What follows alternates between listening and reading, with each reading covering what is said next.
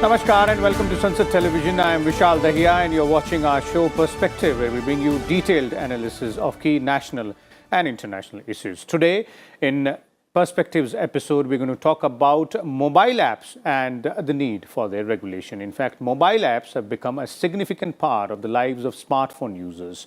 Almost every person seems to be dependent on them.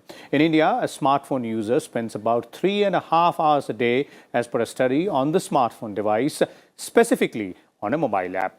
Now, with new apps coming in every day, there is no denying the fact that they have a huge impact on not just the life of a person, but also on the manner in which he or she thinks, behaves, or perceives. However, there is a huge flip side of the flourishing mobile app environment as well, which has become evident quite often in the recent past in cases like that of Bulli Bai App, where such apps were used to target women or communities. So how do we deal with such challenges, and what are the provisions in the legal framework of our country to tackle such issues? We will discuss and analyze all these aspects in today's episode of Perspective. And joining us for more on this is a distinguished panel of experts. Let me first introduce them to you, beginning with, we have with us Mr. Abhishek Singh. He's the CEO of MyGov platform with the Government of India in the MeitY Ministry. We're also joined by Mr. Jiten Jain, cybersecurity expert. We also have two industry representatives. Mr. Rasik Pansare is joining us, co-founder and CEO of Get My Parking, and Mr. Abhishek Shah, co-founder and CEO of The Therapeutics, is also with us. Welcome, all of you gentlemen, to Sansad Television. Let me begin with you, Jiten, and let's start by, laying down some facts there and understanding the context of what we are trying to discuss. And let's first understand this environment of mobile apps, this entire world. How does it work? One, and two, where do we stand? There is a huge onslaught of mobile apps if we talk about either the iOS platform or even the Google Play. Well, if you look at the broader picture, right now there is no self-regulation or government regulation. What we have available today is some sort of regulatory guidelines or a policy guidelines by the operating system providers, Google and Apple. So you have either 80% or 90% market is dominated by both this operating system, and Nokia and Symbian is gone. So Google has their own policy that who can list the apps, what sort of coding practices should be followed, what all permissions you can take, what all transactions can happen, how much fees will be charged. And they regularly also take down certain apps which do not follow their guidelines, and same is with Apple. But if you look at the bigger ecosystem of things like betting apps, instant loan scam apps, which were mostly run by Chinese scammers, which have come off site, where we have found more than 40,000 crores Hawala transactions took place in India by distributing instant loans at prices like 50% interest per month, 60% interest per month, which is nothing but a scam, and later people are blackmailed and they are made to commit suicide. Third, then we are also seeing a challenge in terms of mobile apps being used for espionage, which are operated by our hostile neighborhood countries. And we saw more than 200 apps being banned which had Chinese origin. And then the emerging challenge of these gaming apps and digital betting apps, also called software apps. Now, in the absence of ecosystem, you have companies like PUBG, which made almost a revenue of 2,500 crores, but did not pay any taxes in India. You then have a problem of addiction and the violent behavior among children. You then have another challenge coming from things like IPL betting apps or IPL gaming apps. Some people call it a game of skill. I call them a digital satta, nothing else. And they're also unregulated in a way. They do pay GST, but there is no limitation of how much a person can invest, how much a person can buy. So in the absence of any regulation, I think it is a free flow field for all. And any intervention in government is today labeled as a scuttling of free speech and innovation. So I think it is very mandatory that India, being the largest smartphone population in the world, one of the biggest mobile economies in the world, we do need to have some sort of regulatory mechanism where we ensure that our citizens do not fall for addiction, gambling, or scams or espionage. Okay, so that pretty much explains, as you're pointing out, Jiten, that it's not just limited to hate crimes against women or specific communities, but the challenge is much wider, much bigger as well, in terms of various criminal activities being indulged via some of these apps, as Jiten was referring to. Let's now, before we understand what's the legal framework and all that, let's also hear the industry representatives here, Mr. Rasik Pansare and Mr. Abhishek Shah. I'll come to you one by one, and I want to know the viewers also would want to know that how is it, your companies or your developers do come up with these mobile applications? What are the key elements which you guys keep in mind? What are the regulations which you guys keep in mind? Because as Jiten is pointing out, there is no such specific framework and there is no self-regulation as well. Mr. Pansare, let's begin with you.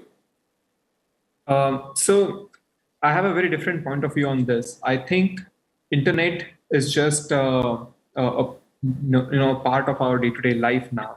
It's integrated with everything we do, and it should not be more about regulating specifically mobile apps as such, because mobile apps are going to be omnipresent. They are already omnipresent for each and every industry.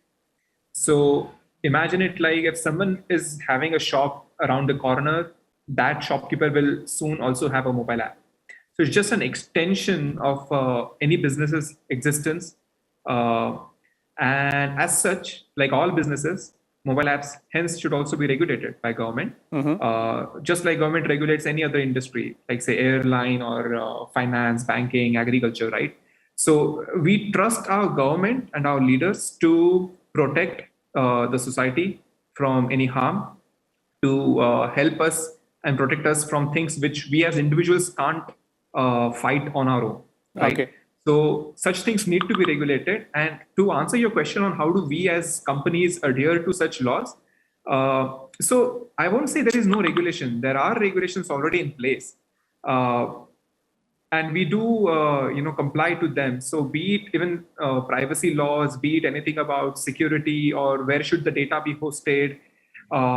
So we do comply to such regulations. It's just that I think existing regulations are far behind than what the power of apps and the digital economy has, and regulation needs to catch up. Okay. Abhishek, Mr. Abhishek Shah, your point of view there in terms of the world of mobile applications, the way they are developed and the kind of rules they need to adhere to. So I actually partially agree with Raseek here in the sense that you need to use the same regulations that are there in an industry. But what happens when there is no regulation in place? And I'll give you an example of what we're doing in healthcare. So we have the ability, we create software as a medical device where we create digital therapies to be able to improve the health of individuals with chronic conditions. In India, anything goes. We are allowed technically by law to be able to work with complex conditions like oncology or cancer or heart failure issues and be completely okay here. But the same exact use case in Europe or the US would be heavily regulated, would be regulated by the FDA, and we would need to get class 1, class 2, class 3 certification for a software as a medical device for the safety of the individual. So whether it is data security and privacy, I do believe that India is extremely light and needs to be a lot stricter, or it is about the intended use of that application or software.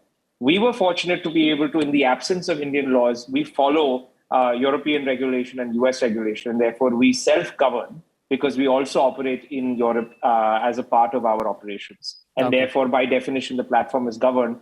But to be honest, those regulations don't exist, and it can harm the patient, the end user. And that as an industry, like as Raseek said, in the industry of healthcare, the regulations that would be in place for physical, non-virtual healthcare, the same should be in place for online healthcare, but that is not the case right now. Okay. Let me bring in Mr. Abhishek Singh here. Mr. Singh, as you heard all the three panelists, there are two things which are pretty much clear. One is that there is a huge benefit with the mobile app development or the mobile app environment in terms of the way they enable the users to do different things. But then there are a large number of challenges as well. And when we come to the regulation part, of course there are norms in terms of the IT Act. But as the industry representatives are also pointing out, it looks like the regulation part or the legal framework seems to be far behind the technological developments. Thanks a lot, and very interesting insights. Normally we hear the other perspective from industry, where industry doesn't want regulation, and it's heartening to see that in this sector especially, both the industry reps are calling for the government to do regulation, Otherwise, because in other sectors, when government tries to regulate businesses, people say that why is the government interfering? The businesses should be allowed to grow. Having said that, I appreciate the point of view of both Rasik and Abhishek in the sense that when we deal with sectors like healthcare, when we deal with sensitive service things like personal data of people, because in a digital world, the number of people with whom a data can be shared, or the number of ways in which data information can flow, is much more compared to the physical world. So the amount of regulation, or the amount of controls, or the amount of oversight that is needed in the digital world sometimes should not only be equal to what is needed in the physical world, but it should be much more, because the ramifications are much more. Because if you are buying, say, groceries from your neighborhood kirana shop, then maybe in the physical world, the kirana shop knows, and a few neighborhood people know what is your preference, which coffee you have, which brand of bread you have, or what do you prefer and what do you buy more. But in a digital world, this information is made available to a larger ecosystem, and then it can be used for reasons for which you have not signed off. So that way, it becomes more important. Hopefully, the data protection bill, which is at the final stages, which will become a law, and then that will be one big step in ensuring that the way the data is collected, the way data is shared, and the way data is used is regulated in some way. And that would not only allow, because we have always been talking about light touch regulation in this field, which allows regulation to the extent that is necessary, but at the same time allowing the enterprise and the innovation to prosper and build solutions which can offer better services to the people. I don't see much difference, because the moment it's there, the law which is there for the physical world should also be there, whether a service is being offered through a web portal or through an app. So app is just an interface through which a service is provided. And very soon, as we go ahead in the Web 3.0 and in the metaverse world, these discussions, and with the IoT coming in, 5G coming in, these discussions will go to another level. And that's why we need to be prepared in the way we regulate, such as we regulate mobile apps and regulate digital services.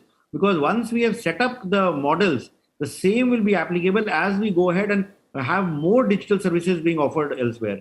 And the thumb rule should be that the law of the land should be adhered to, should be enforced in the strictest possible manner. And in case there is an app which is trying to do something which a user has not signed off and is trying to break a law, which happened in the recent cases of the Bulli Bai or whatever you mentioned, and if any law is being violated, then the action should be taken very strictly. Indeed. One should not think of shutting down the whole thing. Just like a shopping mall. A shopping mall has multiple shops. If a shop does something wrong, that shop owner will be held accountable. Similarly, if an app does something wrong, then that app, in the entire universe of apps, whosoever has done it should be held accountable and punitive action be taken against them. Okay. Indeed, there are norms, in terms of taking punitive action. We've seen, as Jiten was also mentioning, how several of the Chinese apps were banned by India not quite long ago. And in these cases also, recent cases also, that action has been taken. But Jiten, coming back to you, as Mr. Abhishek Singh is pointing out, with the data protection law in the works, as he's pointing out, it looks like that might give us a solution, because ultimately with these mobile apps also, the data privacy is a very integral part there. I have a slightly different view here. I partially agree with Abhishek ji that data privacy law, data protection act might offer a certain remedies to user in terms of data being misused or overused by the data principles of these big tech social giants. But if you look at the overall problem of addiction, espionage, unregulated spaces, you see, any law, if you make, it will only, be followed by the people who want to follow the law. If you look at this whole, gamble of more than 100 Chinese loan apps which have been detected in last 1 year, all of them were operating with fraudulent identities, labeled as European apps, operated by fake Aadhaar cards from China, obtained by Chinese citizens. So those who do not want to follow the law will not, empower citizens against those apps. So I think we have to look at the larger picture of regulating the overall tech space. Be it social media, be it this big tech platforms like Amazon shopping portals, or be it this social media apps or websites. And how's that to be done, Jiten? What's your suggestion? Now, what is happening in last 15 years is that we are dealing with the problems by getting piecemeal legislations or executive orders or rules. Now, you have intermediary rules for social media giants. You have separate guidelines for this, news websites. We now have a data protection bill coming up. But if you look at, and we have a separate, thing being planned by Niti Aayog on this augmented reality and all. But I think what we need is a comprehensive overhaul of IT law. Entire Information Technology Act, which has to be a living document, maybe on the time, on the lines of affirmative action, where every 3 years it has to be reviewed by the parliament. Though, I mean, affirmative action laws which are reviewed every 10 years, I mean, nothing happens, they are just passed without a debate. But I think in terms of technology, there has to be a mandatory review every 3 years, number one. And number two, I think we have to have a regulator in place. Government cannot be seen to be intervening in any situation. I mean, we can be happy about banning 200 Chinese apps, but you see, that is an emergency measure which was taken because of a hostile atmosphere in the border. In an ordinary day, if those 200 Chinese apps have indulged in data espionage or theft, I don't think that emergency procedure would have been followed if there was no border confrontation. Okay. So I think we have to look at the bigger picture, that we need a comprehensive overhaul of IT law. We need a separate regulator. We cannot have a situation where government has only option what government have today to act against any apps or platform is to ban them under 69A. There is no proportional punishment mechanism. There is no mechanism of financial penalties. I mean, you do have provision of penalties now in the data protection law, but if an app has, like PUBG is, I mean, spreading addiction or violent behavior, there is no provision in data protection law to deal with that. So for that, you need a separate regulator who can deal with the problem on day-to-day basis. Yeah, so all the actions are under 69A, as you're pointing out. Yeah, so we need a separate regulator which can propose proportionate penalties. I mean, how do you deal with the problem of augmented reality or self-driving cars and all those things in future? I mean, those laws are yet to come. Okay. You have 3 different set of legislation and guidelines on drones. So I think we need one tech regulator.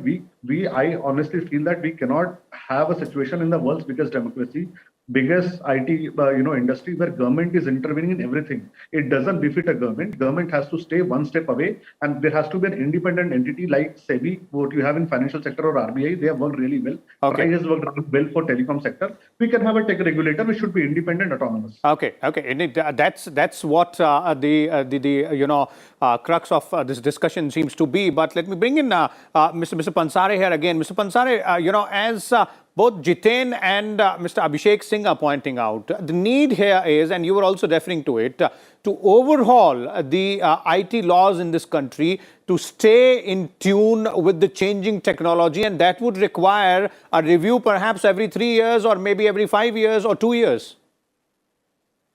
So that's a very interesting suggestion by Jiten. I never thought of that, and my first reaction is that it looks as a good approach. Because technology changes so fast that I would say even 3 years is a little bit longer. But yes, I do agree that a different regulator is required. Overhaul of IT laws is required. My problem is not with such emergency actions or exceptions which crop up time to time and grab all the headlines. My problem is with day-to-day apps which are just going on every day. How are they harmful or not harmful for people who may not be digitally literate, who are new to internet? Think of all the scams that happen. Think of how AI is being used to showcase things which are not real. How will you regulate all of this?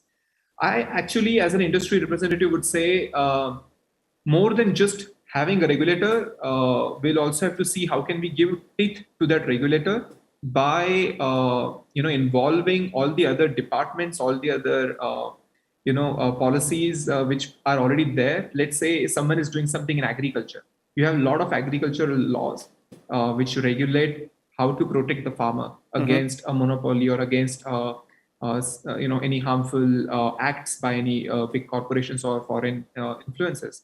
In that case, even if you embolden the IT laws, bring a new regulator, will their actions be independent of how the agricultural ministry is regulating in general? Okay. Because if farmers are using a particular app to report everything about their crops, or let's say parents are using a particular app for their children to learn something, how are you going to look at enforcing all of these? That's a little bit, I think that's the most difficult part of regulation of the apps. Okay. Not just making the policies, but how do you enforce it?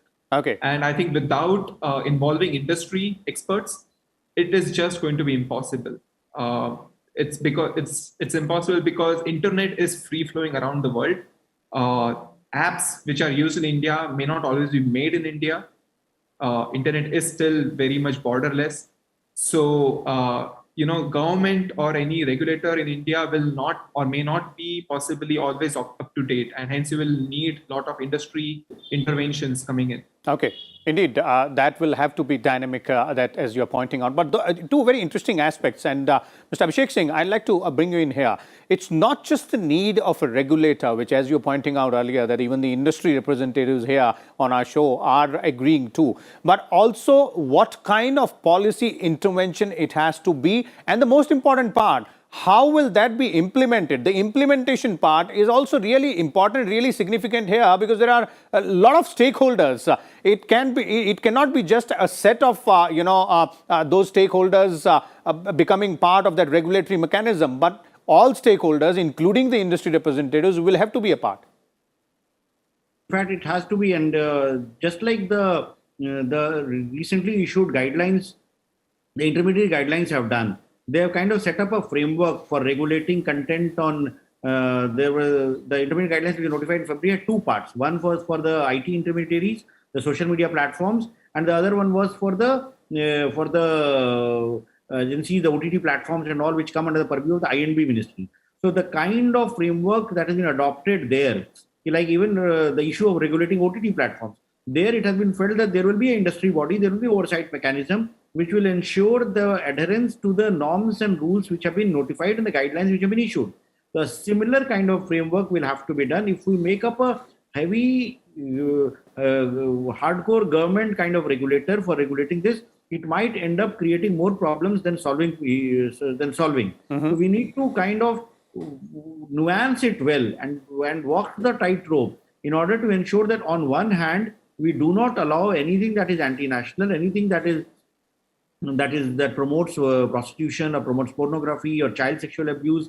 Those kinds of things have to be banned, prohibited straight away. And at the same time, for creative pursuits or for building solutions which can offer better services to citizens, that innovative part should not be stifled. So we need to walk that tightrope, and that would require government having a regulator, government laying down the rules of the game, and then having a body, a self-regulatory body with the industry stakeholders and with academia and experts who are there, which helps to bring out a regime wherein the requirements of regulation is also met and the provision for allowing free flowing of ideas and innovation, that is also allowed. So okay. That is what is required.